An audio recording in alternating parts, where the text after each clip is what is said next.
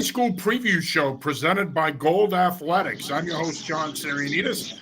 And as always, I'm joined by my partners, Tyler Amaral and Mukala Kabongo. Gentlemen, how are you this evening? I'm great. I'm great. How you doing? How you doing? We're hanging in there. Hard to believe we're already on to week 3 of high school football. It's crazy. But of course, that began in earnest throughout the region last week with Connecticut kicking off some great games down at the Nutmeg State. And of course, Massachusetts, Rhode Island, Maine, New Hampshire, and Vermont were already into week 2. So we've got a full slate of games throughout New England. We've got some big games here that we want to preview for you this weekend. Before we do that, I do want to remind you that we are brought to you by Gold Athletics. Coaches, are you in the market for a fundraiser? You need a proven fundraiser that can raise money and bring your community together. Well, if you're ready to embrace that fundraiser, then you need to reach out to Matt Ross and his team at Gold Athletics. Visit goldathletics.com today for more information. Matt and his team will get you set up with a fundraiser that works for your program and your student athletes. It will allow them to connect with their connection and raise with their community and raise money. Again, visit goldathletics.com today for more information. All right, gents, like we do every week, we're going to start here in Massachusetts. Tyler, you said something that I thought was interesting before we went live. Not a great slate this week, but there's still some heavyweight matchups on the schedule. And we're going to start with perhaps the biggest matchup of the week in Massachusetts. Central Catholic visiting St. John's Prep in a game that really, when you look at it on paper, a couple of weeks ago, we weren't really sure how it was going to go when we looked ahead. But after what we've seen from Central Catholic the last 2 weeks, John Sexton's team is good, and they're ready to play an opponent of the Prep's caliber and compete with them. Tyler, I'm going to start with you. Yeah, I think Central is ready, and I've talked about it since going back to the preseason. Central Catholic has the most difficult non-league schedule in the state this year. It's very challenging. They held their own on the road against a very good Stepinac program, went to BC High and pulled that game off. So now they've got, I think, probably the best team they've played to this point. I think St. John's Prep and Stepinac are probably pretty similar in terms of skill and what they have going on in those programs. I'm really impressed with Central, and I think they could be one of the breakout teams this year and kind of crash that party of Xaverian, St. John's Prep, and Springfield Central in Division I. I've been very impressed, but at the end of the day, I have a really tough time picking against Bryan St. Pierre in big games, especially on their home field in September here. So I think Central Catholic actually is the more experienced team, which hasn't been the case the last few times. St. John's Prep's won this game 3 times in a row. I think it's going to be another nail biter between these two programs. I lean St. John's Prep, but it's a true toss-up. Yeah, this is a real good test for Central Catholic going up there in Danvers. Like last thing we talked about with them last year is these close games. This got to feel like it's going to be another close game that's going to come down, to a couple possessions here and there. Are they going to be able to pull it off? Because that's just the biggest question mark. Can they win these close games against these opponents? I really like Caden Chase, the way he was running last week against BC High, especially in the second half. He really got it going. Caden Smith he's just improving each week as a quarterback. And their defense, I was really impressed with their defense. They had that bad drive in the first quarter to open the game up against BC High, but after that, BC High didn't score again. Even when they were knocking on the door right before the half, Joseph Leo picked off Liam Polis that ended that drive. Then they got another interception that ended another potential BC High drive, and then Leo once again with the pick 6 to kind of seal the deal in that one.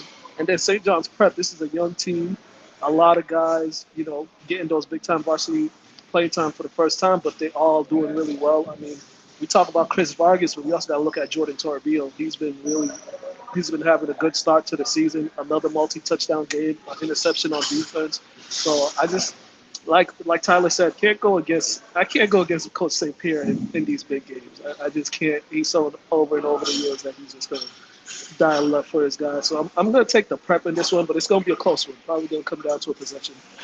Yeah, and Central Catholic plays the Prep this week, and then they host Bishop Hendricken, the preeminent power in Rhode Island, next Saturday. So we're going to find out a lot about the Red Raiders in the next 2 weeks with those matchups. Willem checks in at the bar, hope all is well. It's a family show, Willem. Connecticut high school football rocked last week, especially within the FCAC. ran 14 miles in the last 3 days. Well, if you're going to spend time at the bar, my brother, you're going to have to run 14 miles to burn off the booze. So great job there. Mukala, if you wouldn't mind, can you mute when you're not talking just so we can get that background noise? Thanks, man. Yep. All right, next up we have another big matchup here with Springfield Central at Mansfield. I think this is a really, really interesting matchup when you look at it on paper. Mansfield, of course, coming off a 35-14 win at Bedford, Michigan last week. Springfield Central had to buy 2 weeks to prepare for Mansfield. Tyler, I'm going to start with you. How do you see this one playing out? This Springfield Central team, in a lot of ways, and again, it's early, but this Springfield Central team, kind of hard to figure out. Could have very easily won week 1 at the prep, but there's still a little bit of a work in progress here. This should be a tough matchup for them against a very skilled Mansfield Hornets team. Yeah, it's going to be a fun one. So Central, I saw in the preseason against Barnstable. I thought that scrimmage, it's tough to take away too much from a scrimmage. But in that one setting, that one day in the preseason, Barnstable was definitely the better team. But Coach Watson and that staff, they're working in a lot of new guys. They have the star power with Jarrett Stain and Isaiah Rogers, and that's what everyone knows and everyone talks about. But they're working in plenty of new faces. I think Cody Massey, wide receiver, he's a junior wide receiver, played really well in that scrimmage. I think he's going to break out this year for Central. And I honestly didn't expect them out of the gate to have prep on the ropes there. And then, of course, St. John's Prep pulled it out. But I thought that was an incredibly impressive performance from Central on the road in week 1. They have this road game here, and then next week they're at Sarianides. So it's a difficult non-league slate as always for Central, particularly with 3 road games here. If you like skill, you like points, this is going to be a game for you. I think both teams are sort of down compared to where they have been in the past at both lines of scrimmage. So I think it's going to be a really fun game. I like what Central showed in that first meeting, though. Mansfield's been impressive too. We talked about it last week where James Warren, he's sort of a real threat in the kicking game for them. He made some field goals last week in Michigan. He made the game-winning field goal against Bridgewater Raynham. So if it's close, look out for that. Mansfield can beat you with a field goal. Again, a lot of skill on the field in this one. I think I lean Central. It's probably going to be pretty back and forth for 3 quarters, and I think Jarrett Stain, Isaiah Rogers, those guys sort of pull away in a 10 to 14 point victory for Central. One thing Central, they got to shore up is their defense and their tackling. Week 1, they missed a lot of tackles, especially in the running game. I mean, yards after contact was a lot for St. John's Prep during that week 1 game. So they have to shore up the tackling aspect. We know they're gonna put up points. We know they're gonna have explosive plays, but they gotta get stopped. So their defense, they didn't play last week, so hopefully they short up some things on the defensive side of the ball to get them to help out their offense. And Mansfield going to Michigan, picking up a win, just the whole travel aspect, and coming from Massachusetts all the way to Michigan and getting that win, that's probably a big confidence boost for them. So I think Tyler's right. We're probably going to have a fast-paced, high-paced game here. This one, a lot of points going to be pulled up, but I think in the end, Springfield Central is going to pull this one out, probably by a touchdown or 2, because I just think offensively they're very talented and they could pull up points real quick. Yeah, like I said, I think we're going to find out a lot about this Mansfield team and how they really stack up, not just in the Hawk, but big picture, how they're going to stack up in the Division III playoffs. So, like I said, I think we're going to find out a lot about them. We shall see. All right, next up, we have Catholic Memorial taking a trip to New York to take on St. Francis Academy. These 2 teams were scheduled to play a couple of years ago, if you guys remember, but that game ended up getting canceled because St. Francis Academy had what they deemed as a sickness spread through the team. I don't know. Apparently they were listening to Disturbed or something. I have no idea. But nonetheless, they are playing this year. Of course, Catholic Memorial with an impressive win in week 1 when they hit the road and went to New Jersey. They hit the road again to go to New York here. Tyler, I'm going to start with you. It's hard with CM to start the year, right? Because they play these out-of-state games, and we don't really get to see them in person to think, all right, you know what? This is how they stack up against the prep. This is how they stack up against the X. This is how they're going to stack up in Division II. We're not going to get to see them until next week, and it's going to be against Neshoba Tech. But this St. Francis has been a program through the years. It's been pretty good, pretty competitive. This should be a competitive game, but it's also a game CM should win. They are the better program. Yeah, I mean, so these teams played a couple years ago, and it was kind of back and forth, a shootout at CM, and then of course you mentioned what happened last year with CM having to not make that trip out there. It is a good program, and they have a lot of skill. I just don't see St. Francis. I mean, a lot could change from 2 years ago, but I just don't see this defense being able to slow down CM. It seems like they've replaced Mackay Dodd, as well as you could possibly hope, at least through that first game. Still have plenty of weapons. You still have guys like Caleb Garrity. You still have guys like Ramar Thomas. I mean, Ramar Thomas is probably the most electric player in the state when you get the ball in space, get the ball into his hands. And it seems like Kais Flannery is really comfortable in year two as a starter in the John DiBiase offense. So I think CM wins this. I think a lot of points are going to be scored, but that CM offense looks as explosive as ever. I like the Knights here. Yeah, the Knights, they had a week off, so a week off, get rest, get healthy to get back on the road to head back to New York. And I just think that it's going to be another one of those games where they'll just show the explosiveness. They're just going to show they have more talent than the opposition. Probably another game where they put up 30-plus points. They're probably going to cruise to victory in this one. Yeah, I think when you look at this game, you said it best, Tyler. I think a couple of years ago, St. Francis came up here. I think it was actually 3 years ago. Played CM pretty tough, hung around, high-scoring game. I could see this one playing out that way as well. But, again, we're not going to get to see them really for the first time until next week. We assume they're going to be good because they've been the standard in the state the last few years. But I suspect that they have plenty of skill. Kais Flannery has plenty of guys he can get the ball to in space. You mentioned Ramar Thomas. The defense led by Liam Conlon, one of the best in the state. He's the best defensive player in the state. I mean, it's an embarrassment of riches on Baker Street, and I don't see St. Francis Academy beating the Knights in this one. All right, next up, we are going to go to Wellesley, where Milford takes on Wellesley in a matchup between two teams that are 2-0. Both teams off to impressive starts, particularly Milford. That was a really nice win for them last week on the road against a Leominster team that won 38-0 in week one. Mukala, I'm going to start with you. How do you see this one shaping out? Wellesley loses Lucas Prock, but they don't really skip a beat. They have a really good skill group. Jesse Davis, one of the best coaches in Eastern Mass. This is a really good coaching matchup, really good matchup on the field as well. Yeah, and for Milford going out to Leominster, I got the offense putting up 41 points, but their defense played really well, slowing down a really high-paced, high-scoring offense in Leominster. So that's what really stood out to me in their win last week against Leominster. So I think that's going to carry over into this week. And this is another big-time matchup, one of the type of matchups you want to see as a fan. But I think that momentum from last week's win is going to carry over this week, and Milford's going to get the win.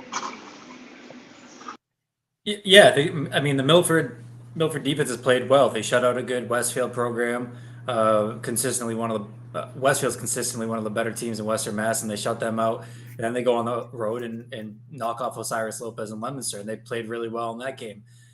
Josh Bontello at running back looks like he's emerged as a nice piece in this backfield, and I guess I shouldn't have doubted the Olsen twins going into the season. I should have known that they'd be right in the mix and have that team ready. It was a bit of a down year for them last year. They were kind of up and down.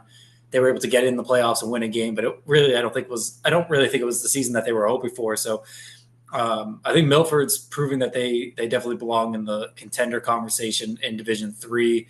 Wellesley's coming off that tough loss last week to Andover. I said they're both 2-0. They're not. Wellesley's 1-1. I realized that after the fact. Big win. Jay, congratulations, by the way, to Andover coach Jay Fielding. That was his first win.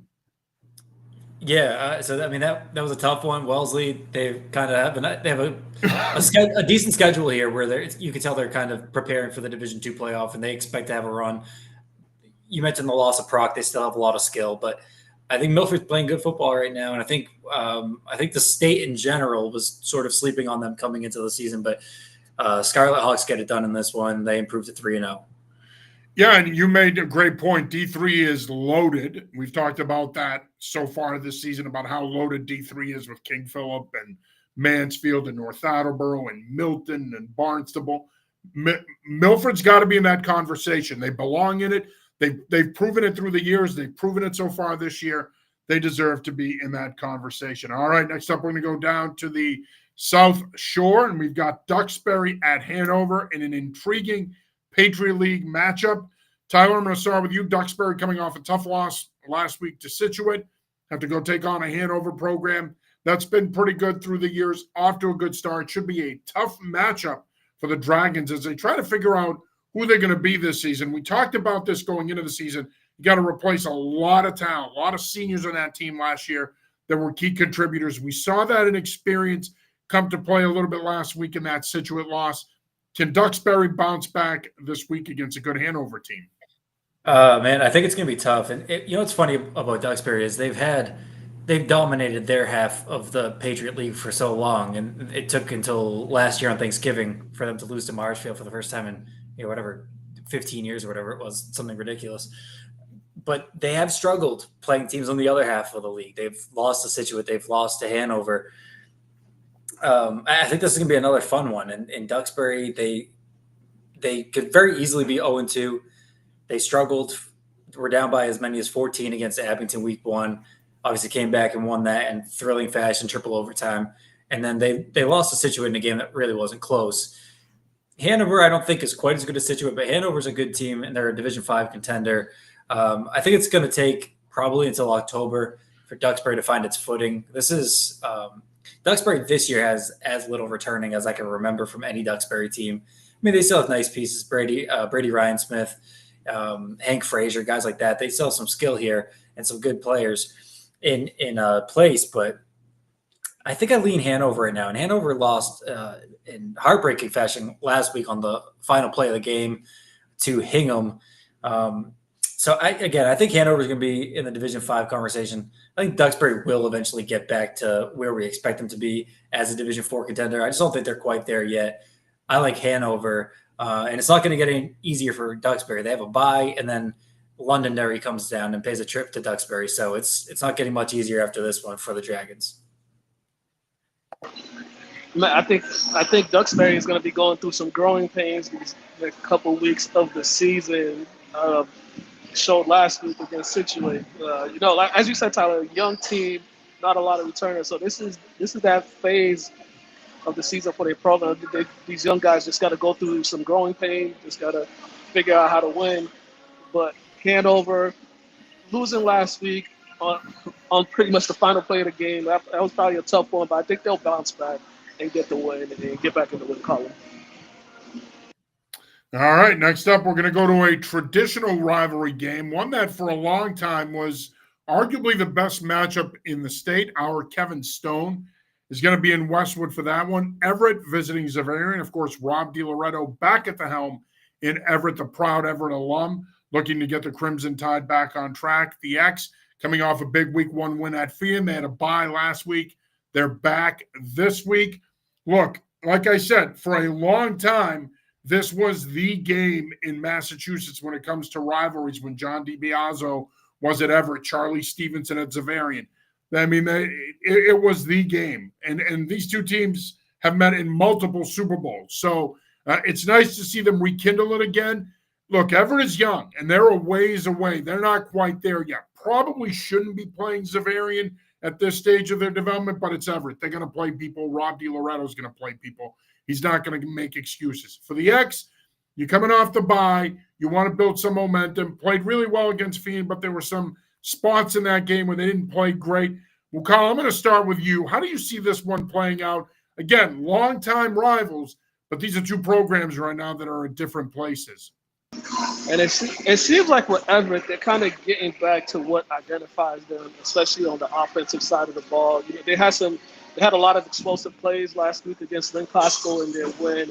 A little undisciplined on the defensive side in certain spots, but they did play well. defensively. Granted, the opponent, has had a lot to do with it, a young opponent. Now they're going up against a really good offensive team, a really good quarterback in Will Woods. I just want to see how Everett's going to compete with these guys because, like you said, they're a young team trying to get back to where they were, trying to reestablish the program. So I want to see how competitive they can be with Zavarian in this one. I think Zavarian is just the experience is going to be a little bit too much for Everett.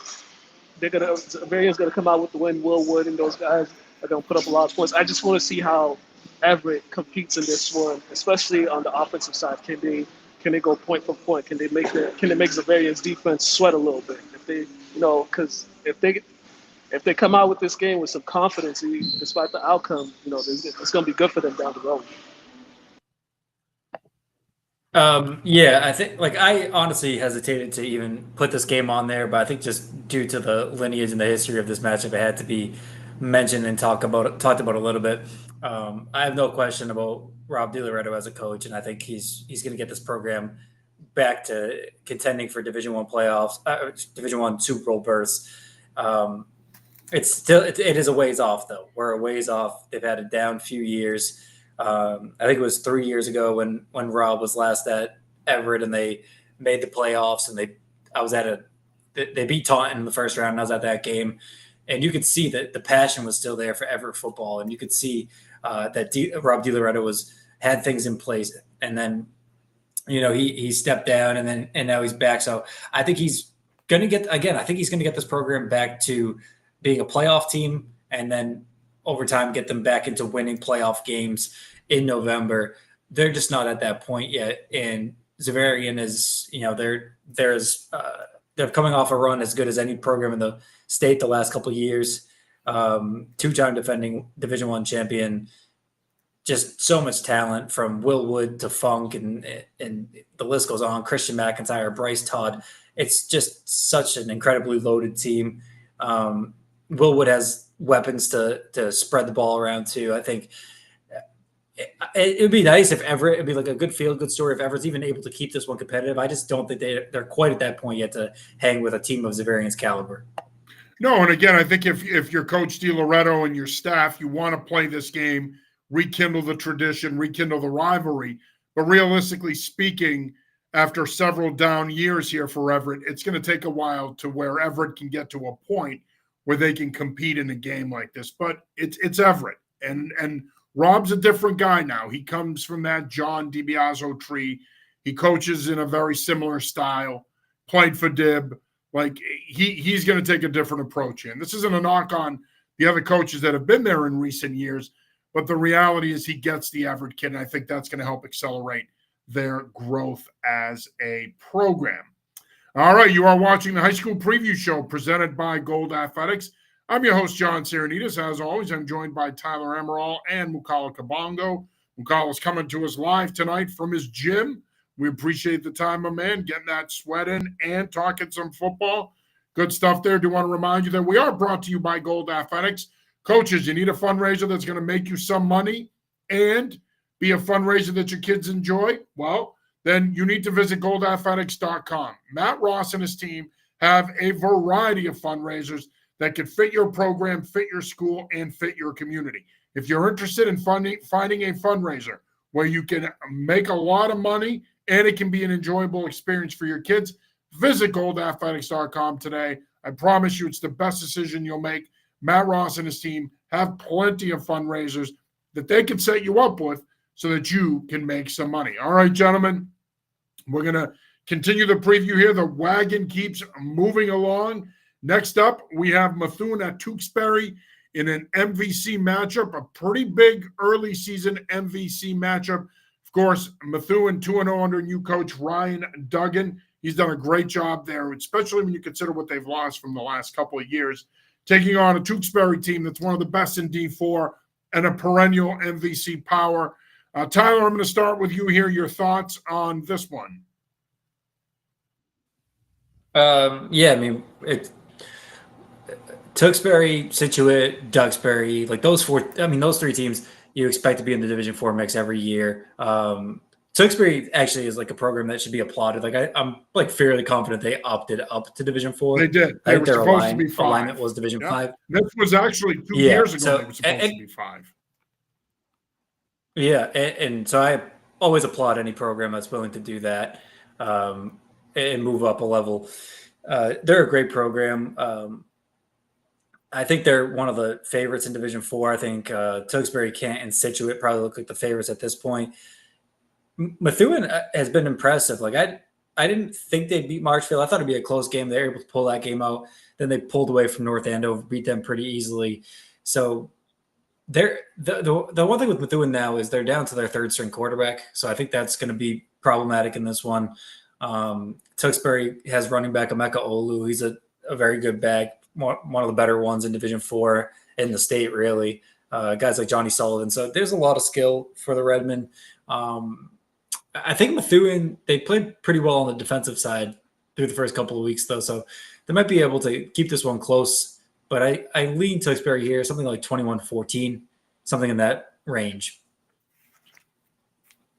Mukala? Yeah, Methuen, they've been impressive. They've been really impressive these first 2 weeks. Defensively, the defense they put up against North Andover played really well. They even got a special teams touchdown in that game. Losing Danella is tough, but just another opportunity for somebody to step up. So this is a tough one because Tewksbury plays physical football. And I don't know if their physicality will overwhelm Methuen, but I think I'm going to lean with Methuen with the momentum they got going on these first couple of weeks. But I want to say Tewksbury, but I'm going to lean with Methuen. Yeah, Coach Duggan's done a great job there. I mean, obviously, Tom Ryan stepping away, going on to become the athletic director, did a great job there with that program, rebuilding it and making it a prominent program again in the MVC. And Duggan, who was his offensive coordinator, has done a great job kind of picking up the slack, or if you will, and taking the torch and working towards taking the program to another level. But this program has been really good the last few years. It's going to be a tough matchup for Tewksbury. Tewksbury is the healthier team, and to a degree they are more talented in some spots. But, man, I mean, Coach Duggan's done a great job with this Methuen program. All right, next up, we are going to go back down to the South Shore. We have Norwell at Scituate in a Patriot League crossover matchup. Jack Lucarelli is one of the top dual-threat quarterbacks in the state for Norwell. He'll be going up against another terrific dual-threat quarterback in Johnny Donovan, who's off to a great start. For the Sailors, Herb Devine's team with an impressive 27-15 win last week versus Duxbury. This is going to be a tough matchup for the Sailors, but honestly, Tyler, I think when you look at it on paper, if you asked Herb Devine, this is exactly how he wants it. He thinks he has a Super Bowl caliber kind of team coming back.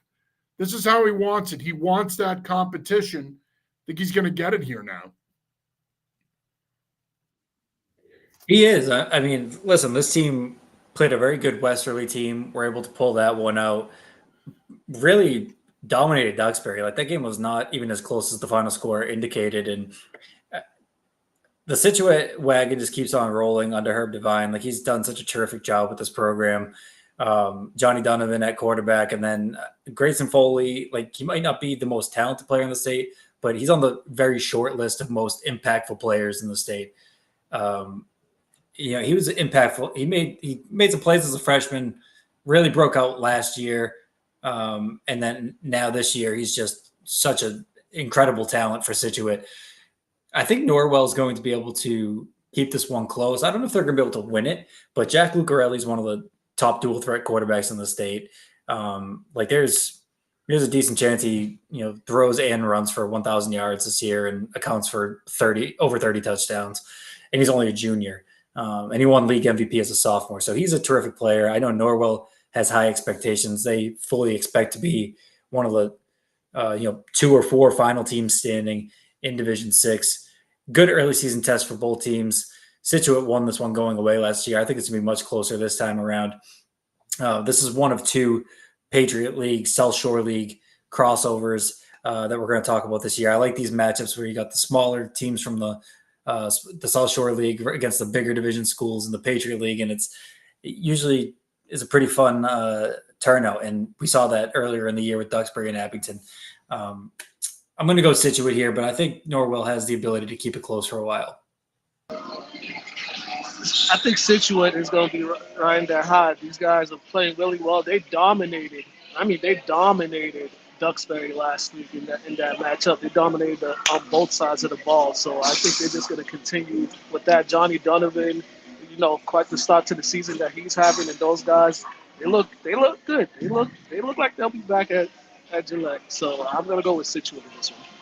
Yeah, and look, Grayson Foley's one of the best players in the state, and he is such a dynamic playmaker. You pair him up with Donovan. The Sailors have really good skill. They're also very underrated up front, but that's a tough 1-2 punch to stop. All right, looks like we lost Mukala again. Hopefully we get him back. I know he's been in and out. He's again joining us from the gym this week. All right, next up, we go to Central Mass for Leominster and Doherty.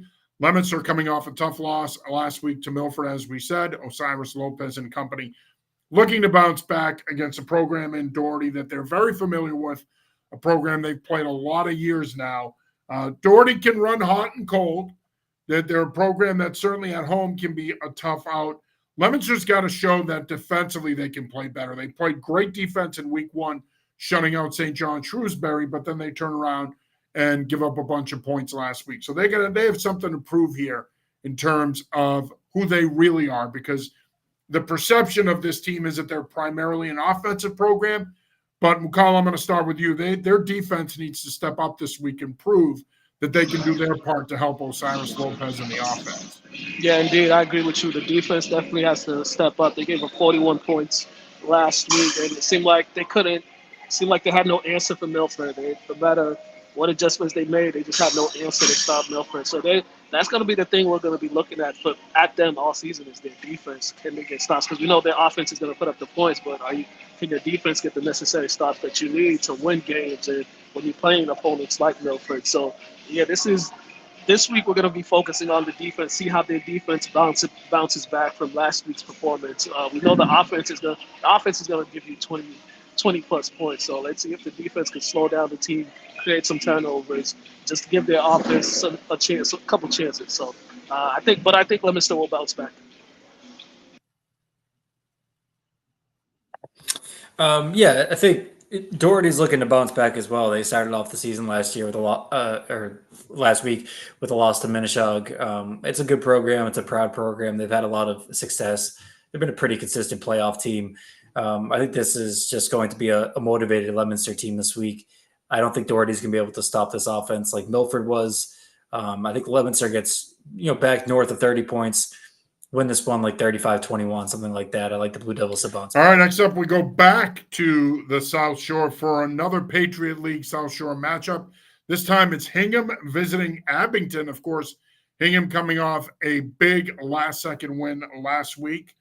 Program is on the rise here. Coach Byrne and his staff have done a great job with the Harbormen, getting them back to a place where they can be consistently competitive, but they will have their hands full against the Green Wave. Abington has been one of the better programs in their league the last few years, and as we saw a couple of weeks ago, they lost that shootout to Duxbury. They are more than good enough to beat these Patriot League teams. Tyler, I'm going to start with you. Your thoughts on this one?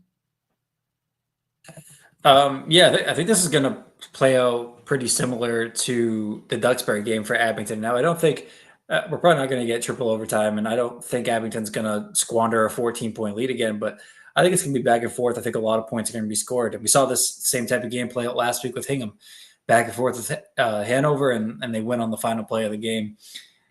There's going to be a lot of offensive skill on display here. JT Reel from Hingham's a nice receiver. He's a nice playmaker for the Harbormen.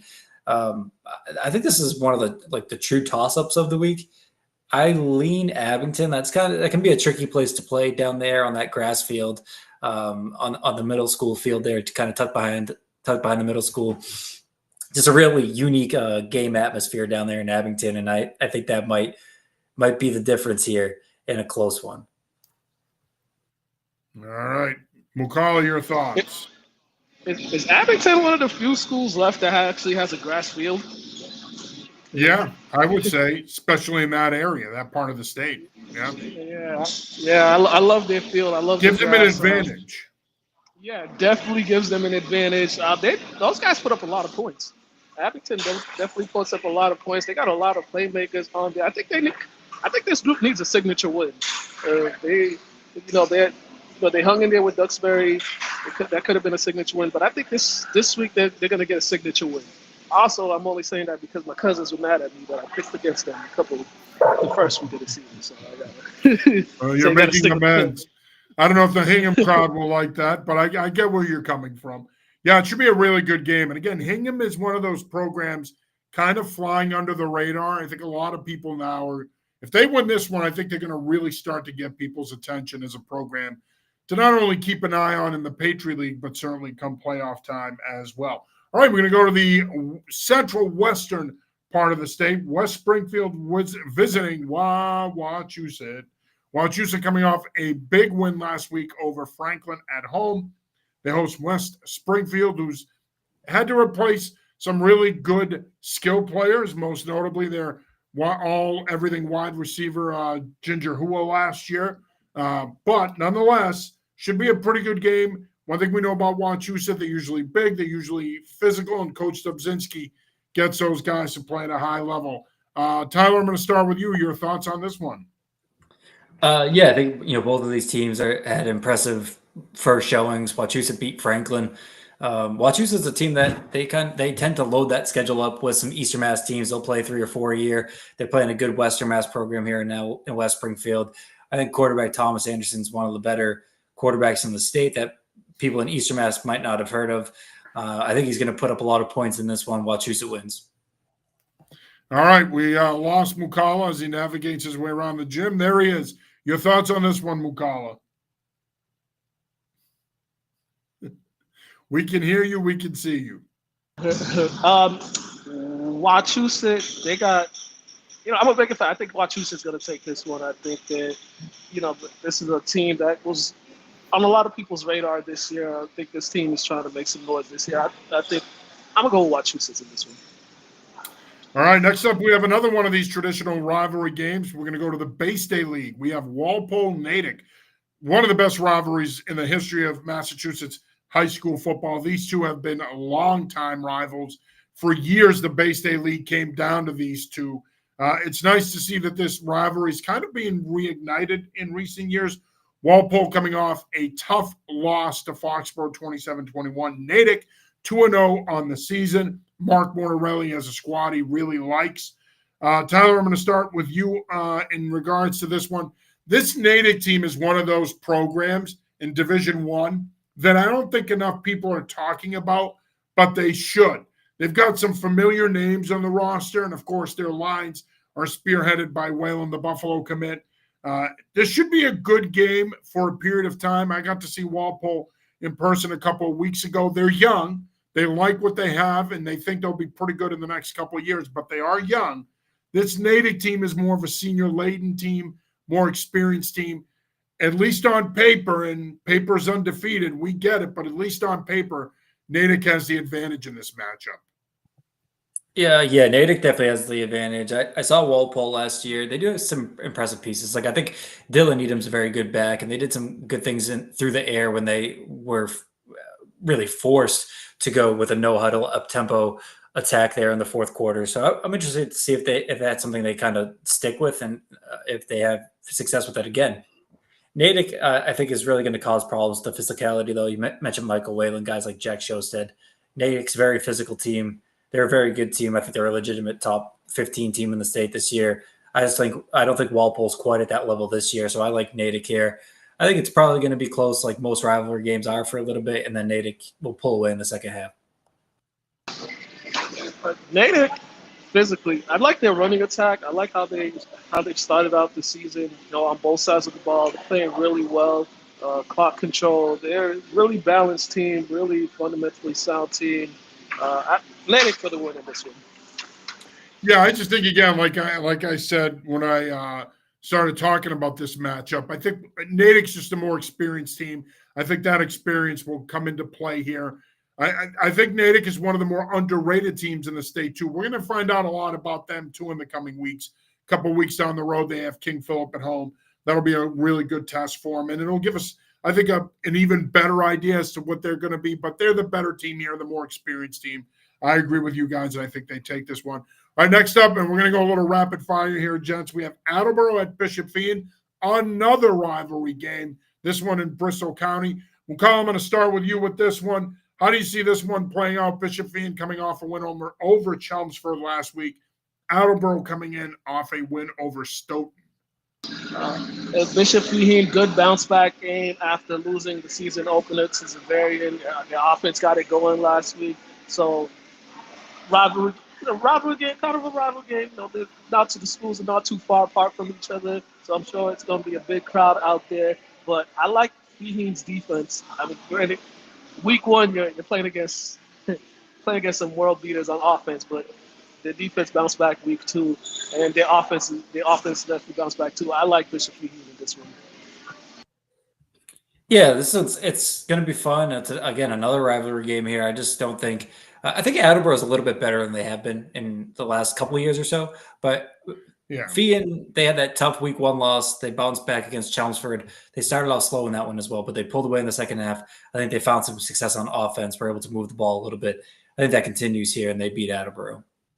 Yeah, Jim Winters has done a nice job getting that program to a place where it can be competitive. It's tough. It's hard in the Hawk to build a competitive program when you have to play North on Thanksgiving. On the big side, you got to play KP, you got to play Milford, you got to play Franklin. It's hard. It's hard to build a competitive program. I think he's done a nice job there. Robert Martin checks in. Did you review Tewksbury versus Methuen? Always a very competitive game. Robert, we did. If you go back about 10 minutes, we talk about that game. If you get a chance to listen later on, we've already broken that game down. But appreciate you watching. Thanks for checking in, man. All right, next up, we have a Division 8 versus Division 6 matchup when Neshoba Valley Tech visits Stoneham. Danny Kelly beefing up the schedule, of course. Stoneham this week, CM next week. He wants to build a legitimate program at Neshoba that isn't afraid to play people. Hat tip to him. He's willing to play people. It matters when you're developing a program. Mukala, I'm going to start with you. How do you see this one matching out? Matching up rather. Neshoba, Kelly's done a great job there. That's a really good program. He's built a good program. This should be a pretty good test for Stoneham. And these teams are kind of almost offensively, they're almost similar in what they like to run. That wing T formation. They both like to run the ball heavy. So it's going to be one of those games. It might be a fast one with the way they run the ball. The clock might move fast in that one. So it might be one of those. Clock operator won't be doing much. Right, exactly. I'm looking at Neshoba, the way they scheduled this year. It's, putting those tough opponents in there. Stoneham, every year I watch Stoneham, it's always that running game is always hard to stop. It seems like when they replace guys, the new guys just come in and just pick off where the other guys left off. So this is a hard one to pick, but I think I'm going to go with Neshoba on this one. I'm going to go with Neshoba. Duchesne, I'm sorry if I mispronounce his last name, but I think he's going to have a big game. Yeah, exactly, Shane. I think he's going to have a big game. I mean, Duchesne's an outstanding player. He's only a sophomore. I think he had 20 touchdowns last year as a freshman. He's a terrific back. He's a real game-breaking talent, but he's also a workhorse, and he's capable of carrying the ball 25, 30 times a game, which we might see in this one. I applaud Neshoba Valley for going out there and scheduling this game. With the points I get from this game and CM alone is probably going to put them in the driver's seat to be the number one seed in Division 8. They fully expect to be in contention again with teams like West Boylston and Randolph. I just think, Bob Almeida, Mike Ross, nobody runs the double wing better than those two guys. And I think Stoneham has enough guys like Peter Bocelli back this year, kind of emerging as that key force on offense and that running game. I like the Spartans here. I think it's going to be a really fun game, though. I wish I was able to be at this one. It's going to be fun. Stoneham wins, though. All right, next up we have Old Rochester at Fairhaven. Tyler, I want to start with you on this one. This is kind of one of those in your neck of the woods types of matchups. It is, yeah. I don't get too many down here, but this one's close enough. And it sounds kind of crazy, but this Fairhaven offense might be better without Justin Marks because you can't really key on anyone. they still run this triple option offense, and they've run it to perfection under Derek Almeida, but they just have so many different guys they can give the ball to this year, and I think that's going to be an advantage. I think that's a great point, by the way. They were so reliant on Justin the last couple of years that he obviously was the focal point. And really, when you're defending that offense, priority number one is to take the fullback away. Because if you can take the fullback away, you can then focus on the perimeter run game with the wingbacks. But he was the straw that stirred the drink. To your point, Almeida's done a really good job so far getting the ball to multiple guys. He has, and guys that weren't even really expected to emerge, I don't think, kind of are. I think Aaron Legou's probably going to be the leading rusher at the end of the year when all's said and done for Fairhaven. But I think a lot of people kind of wrote them off and didn't expect them to be in title contention without Marks. But this is year one without Marks, and I fully expect them to make another run to at least the semifinals, potentially back to Gillette again this year. Yeah. No, I agree. They're another team to keep an eye on in Division 6. All right, we're going to move on to the – oh, wait, Mukala's here. Mukala, who do you like in Old Rochester Fairhaven? Sounds like he's picking Old Rochester. All right. I had it on mute. Old Rochester. Old Rochester it is. Man, this is like the longest workout I've ever seen. We're at 47 minutes since we've been live. Dude's still working out. What a beast. All right, next up we have Marshfield at BR.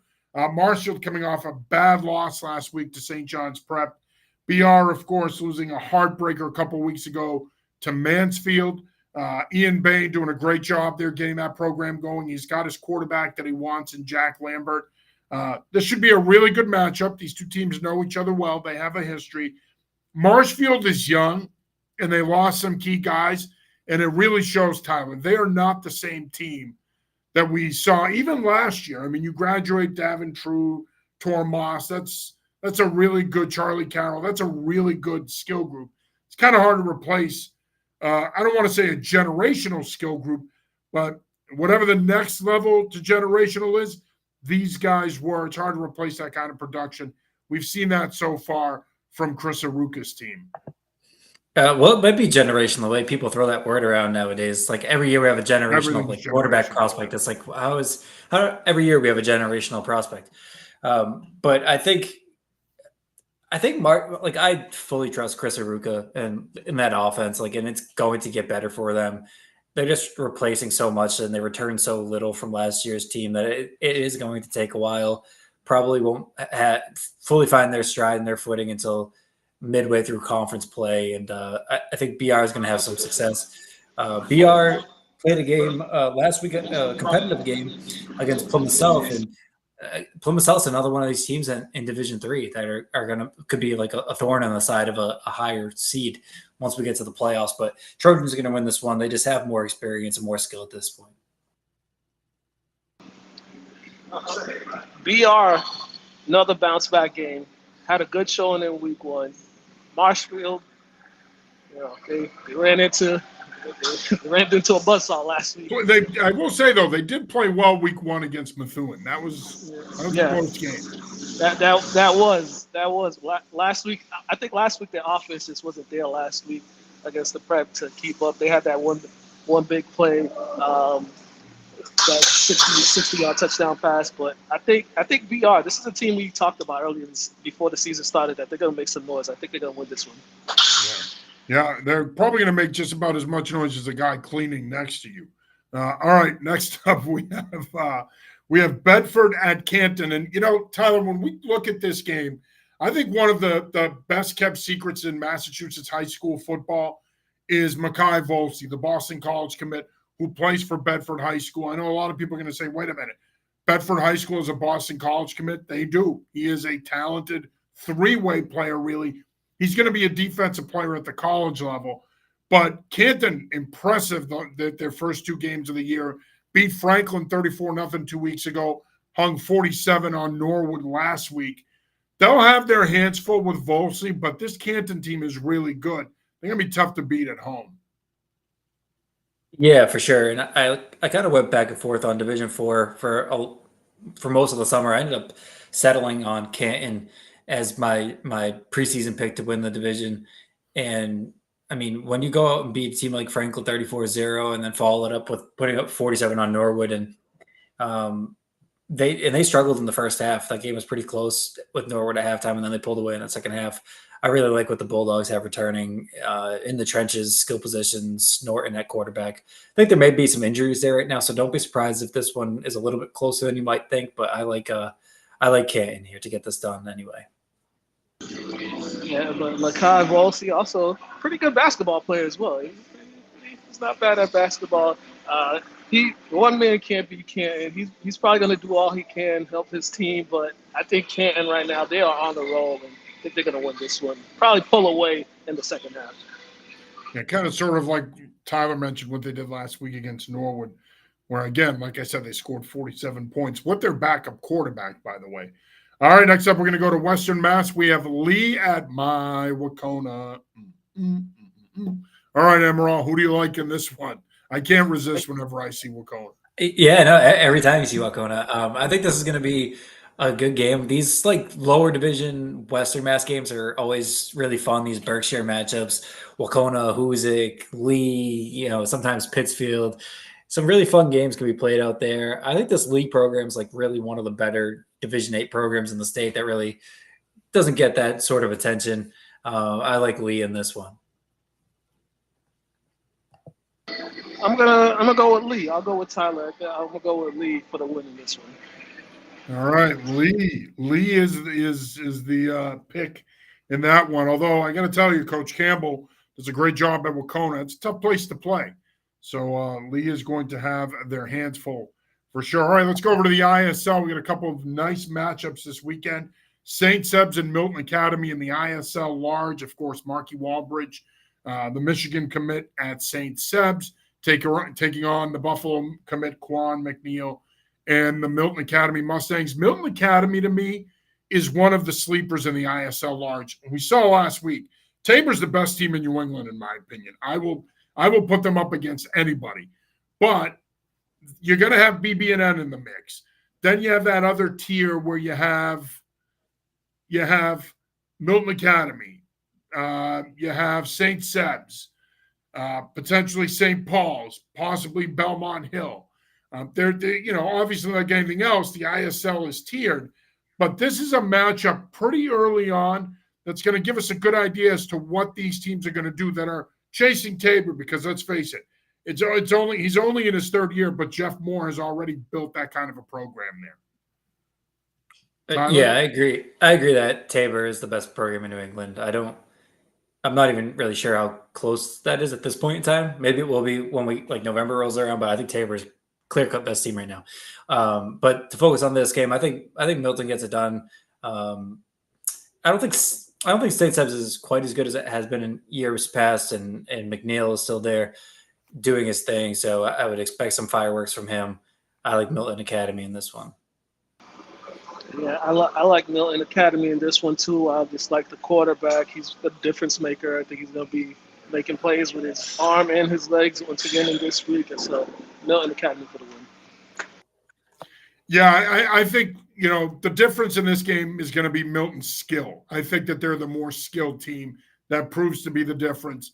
And that's why I agree with you guys. I think that they get the dub. All right, we're going to go around New England here. A couple of intriguing matchups in Connecticut. First up, we have North Haven at hand, an early season showdown between two top 20 teams in the Nutmeg State. Hand coming off an impressive win last week. You got to hand it to them. That was a big win. Sorry, I couldn't help myself. Tyler, how do you see this one breaking down? This hand team is going to be tough to beat, man. They're really, really good. They are really good. I feel like I think Abington Hingham was the game I said was like the one true toss-up. I think this one's another true toss-up here. These are really two good programs in Connecticut, two teams that are going to have some postseason success this year. But I think I lean Hand as well. I think it was going to be one possession game in either direction, but I like Hand. It's probably won't be, like Tyler said, probably one possession game. It's going to come down to the wire. Hand will make the plays late in the game to pull away from it and get the win. Yeah, I'm going to go with Hand as well. I added another game in the Connecticut slate, Bunnell at Massac. Really good matchup between two really good programs. I like Masick in that one. I know that a lot of people are looking at them and saying, all right, you have a really good group back from your state title team last year, but you lose Coach Christie. They're still going to be well coached. That talent is still going to rise to the occasion. Benello's a good program. It'll be a good matchup for them, but I like Masick in that one. I like Masick as well. It's kind of torn. You'll see, Connecticut and Rhode Island, multiple good games this week, and I was kind of torn. So I almost picked this game, but I would have picked Masick had I, initially listed that one. Mukala? I'm going with you guys. I'm going to just go Masick all the way around. All right. It's a Masick sweep. All right. Next up, we're going to go up to Maine, and we have a big matchup there with Wyndham. Despite being 0-2, big matchup as they visit Bonnie Eagle, a program that's in the Division I title. In the Class A title picture in Maine. Of course, Thornton Academy leading the pack there. But Bonnie Eagle is a program to not sleep on. They're at home. I think that's going to be the difference. Wyndham is a desperate team. They're winless, but I like the Scots in this one. Yeah, I mean, they played a pretty difficult schedule here. I think if I had to rank the teams in Maine right now, I'd probably say Thornton Academy is number one, but I think teams like Portland and Bonnie Eagle are also sort of in that mix in the 1, 2, 3 range there in Maine. I think I lean Bonnie Eagle. I think they have more skill. They're at home as well. Wyndham, again, tough schedule. I think they're a good team, but it's just been a tough schedule for them so far. I would say growing pains for Wyndham, and Bonnie Eagle going to come out with the win. All right, you mentioned Thornton Academy. This could end up being the best interstate matchup of the season. It was last year. If it wasn't the best, it certainly was. Has been for the last couple of years, really. But Thornton Academy at Bedford. Bedford coming off a big win last week over Nashua South, taking on Thornton Academy, which is the program in Maine. Bedford beat Thornton last year. They've beaten them the last couple of years. The thing with Bedford is going into the season, they graduated so much talent from these last two teams that you think to yourself, all right, there is no way that they can continue to do what they've been doing the last 3 years in New Hampshire. No, they just keep rolling along. Coach Matthews has built that kind of program. Bedford, to me, is hard to pick against. I know Thornton Academy is good. I know that they bring back some key contributors. But I think at the end of the day, it's really hard to pick against this Bedford team, which traditionally has played really good defense. Yeah, I agree. And I honestly don't think over the last few years since we've introduced these non-Massachusetts games to the slate in the preview, I don't think I've ever picked against Bedford. I'm going to do that here, though. I think Thornton avenges their last couple of losses to Bedford. I like the way they're playing. Again, I think they're the class of Maine this year, one of the best programs, the best teams in New England this year. I like Thornton Academy. And they have one of the best players in the state in Mauricio Sunderland, the running back. So he's a dude. Mukala? Could it be a psychological thing that Bedford has over Thornton Academy at this point? If they keep coming out with these victories these last couple of years, maybe they just have that edge over Thornton Academy. To your point, they're not afraid to play him. You've seen it the last couple of years when they've won those games. They're not afraid to play them. Yeah, so I would say it continues. I would say it continues. I think Bedford for the win in this one. All right, next up, we're going to go to the Ocean State. We have two matchups here we're going to take a quick look at. St. Ray's at Central is the first matchup. St. Ray's, of course, when you look at them and what they have returned, what they have back, really talented skill group. They have a really, really good quarterback. It's a good matchup for them against a Central team that went toe-to-toe with Milton last week. That game was 34-26 Milton, but Central hung with them. Mike Washington, as always, doing a great job with the Knights. Tyler, I'm going to start with you. It's Central, I think, is back, and I think that they're going to be more competitive than what we've seen the last 2 years. Part of me wants to pick them here, but this St. Ray's team, man, they're really good. They're skilled. They're going to be a player come playoff time. It's hard not to pick the Saints in this one. Yeah, I mean, it is tough. I think St. Ray's looks the part here. I think they're again, on the short list of top teams in Rhode Island, and I'm just curious if Rhode Island public school fans get as worked up as Massachusetts people about the private schools down there, where St. Ray's and LaSalle and Hendricken kind of control a year in and year out. And I think that's going to be the case again this year. And I think St. Ray's is kind of in that mix as potentially the top team in Rhode Island. I think they win this one.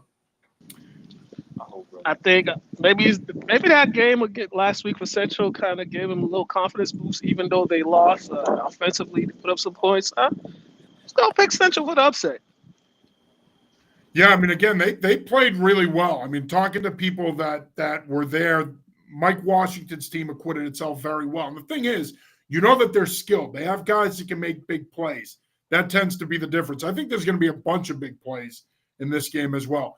I did add a game, Tyler, to the slate. We have LaSalle at North Kingstown, a marquee matchup in Rhode Island between two programs that are certainly going to be in the mix to win a state title. Of course, LaSalle coming off a bye, big win at BC High 2 weeks ago. North Kingstown goes toe-to-toe with Bishop Hendricken a couple of weeks ago. The Skippers are skilled. They have the talent to score points against LaSalle. The question is, if this thing turns into a shootout, can they beat LaSalle Academy? It's hard to pick against Dan Copen's squad here, though. They're really skilled, and I thought they showed a lot of grit a couple of weeks ago in that win over BC High. They did show a lot of grit, and I think Hendrick and Cumberland is this week too, right? So I think it's a really good week for Rhode Island football. Matchups in Rhode Island this week. Yeah, it's a great week for Rhode Island football. Say hi to Mukala's hand, by the way. I think that will be. I think this game will be close score-wise to North Kingstown Hendricken. Like, I think it's going to be a low-scoring game. I believe in that LaSalle defense. I think North Kingstown's good. I just don't think they're going to be able to get much going against LaSalle.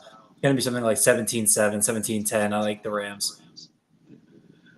I like LaSalle. I also, in that game against BC High, Coach Copen, he made quite the move when he made the quarterback change late in the second half, and that really paid off in the long run. So I think LaSalle's defense, they played really solid football against BC High.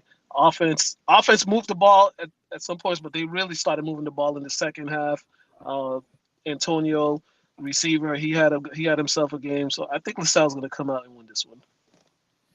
Yeah, and you mentioned Hendricken and Cumberland this week as well, Tyler. Of course, Hendricken coming off a tough 41-32 loss to Killingly last week. Do you see them bouncing back this week? I do, yeah. I think they win this one. They got a big one next week at Central Catholic. Yeah, and I don't think it's next week, but Cumberland has a game coming up against Reading too. So these teams have, So these teams have some nice interstate games with good Massachusetts programs coming up. But I think Hendricken rights the ship this week, gets back on the winning track. Mukala, who do you like, Hendricken or Cumberland? I think Hendricken, they got to bounce back. You don't want to have another loss and then come into Massachusetts playing a team with the caliber of Central Catholic. So you want to go in there with a good slate, good momentum. So I think Hendrickson's going to bounce back and get the win. Yeah, you mentioned Hendricken at Central Catholic next week. A couple weeks from that, you have Londonderry at Duxbury, Cumberland at Reading, or Reading at Cumberland. Got some really good interstate matchups coming up. And again, you love to see it. And both Rhode Island and New Hampshire have acquitted themselves well thus far on this young season against Massachusetts. So you definitely like seeing it. I mean, the interstate matchups, I love them. I still want to see more Connecticut, Massachusetts. We don't really get any of that. And I think it's because of the structure in the two states. But I think if we start getting some of these Connecticut, Massachusetts matchups, they could be pretty sweet. And finally, we're going to go up to Vermont. We got Rutland at Middlebury. The Raiders have looked dominant in their 2-0 start. They did win a shootout last week, 33-31 over Burton. But still, Rutland is to me the team to beat in Division I. They've looked dominant so far, especially on offense. Should be a really good matchup, but it's hard to pick against the Raiders.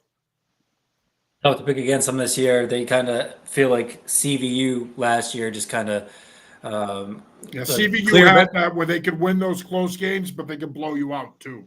Yeah, exactly. And they just feel like the number one team in the state from the beginning. And you're just mentioning these interstate matchups. I wish we saw something like that where Rutland or this top, whoever it is on a yearly basis, that top team in Vermont, second best team in Vermont, will play a team from Massachusetts or New Hampshire. I think that would be that'd be fun. So unfortunately, we're not getting that with Well, Rutland. But I think Rutland used to play Massachusetts teams. I believe once upon a time they played Foxborough. So they I used didn't to know play that. Massachusetts teams. I was digging way back for some reason not too long ago, and I came across like CM against Hartford. Yeah, CM played Hartford a few yeah. times. And So of course, I think, Brockton played Pinkerton Academy all the time. yeah, I knew about that one. But I think it would be fun to see some of these crossover games with Vermont. I know like Mount Anthony had played, or that actually might be basketball, but they play some other Berkshire teams. Um, but yeah, it'd be fun to see some of those crossovers. So go back to this matchup here. Rutland's going to win this game. They're the best team in the state. Raiders for the win. They're gonna come out with the win. That's it. Mukala's had it. He's been double dipping in the past hour, working out and doing the show. So he's tired. He's ready for bed. All right, gentlemen. I thought I was gonna get out of there before the show started. That's all right. You were in there banging and clanging and talking football. What can beat that? All right, gentlemen. Great job as always. Appreciate the time. Any final thoughts here before we wrap it up? Once again, there's been these first 2 weeks of the season, a lot of good games, a lot of good competition. We've seen a lot of really competitive football throughout the state these first couple of weeks of the season. So I hope it continues on, and the matchups too. We got some good matchups this week. As the season goes on, as looking through the schedule, there's going to be even more better matchups as the weeks go on. So I mean, it's a good time right now for football. Yeah, I think sort of like week 3, week 4, you can kind of start to sift through the contenders and pretenders. I alluded to that if you read the preview story on New England Football Journal. And we're closing in on conference play. I mean, most teams have four non-conference games, so we're about halfway through that non-conference slate, at least in Massachusetts. So again, like I think this is really the time you want to start tuning in and getting a feel for the different teams. Yeah, it should be good, and it's to your point, Tyler. It's going to start to ramp up here. Well, that'll do it for this week's episode of the High School Preview Show. For Tyler Amaral and Mukala Kabongo, I'm John Sarianides. We'll be back with you next week. Until then, get out and enjoy the games, and as always,